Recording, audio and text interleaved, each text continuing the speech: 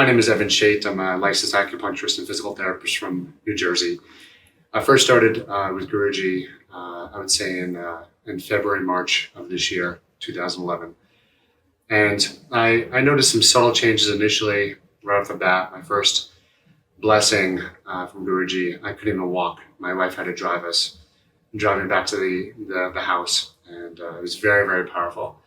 And I do medical Qigong, and I've never had a transmission of energy like that before in my life. And so I wanted to see where it was going to take me. So I went to the retreat in San Diego in March. And I was there, went through all the blessings.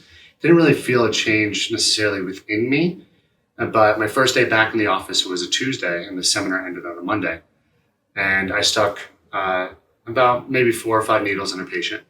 And then I just put my hands over the top of the needles. And I noticed their feet started twitching.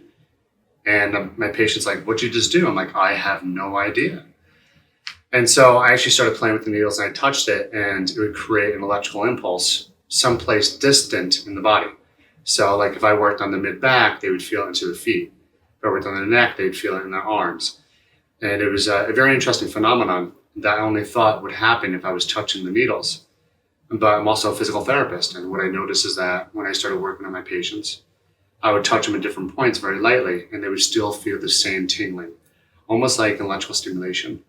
And that was primarily the first phenomenon that I found with working with Guruji. And over time, I've noticed that my Qigong work is also amplified. My distance healing and my remote healing for my patients have improved tremendously. And I'm able to feel things I haven't felt before energetically with my patients. And I'm looking forward to, I just finished up the retreat in Chicago, the June retreat, and I'm excited to see where it takes me when I get back to the office tomorrow afternoon. And I appreciate Guruji. Namaste. Thank you.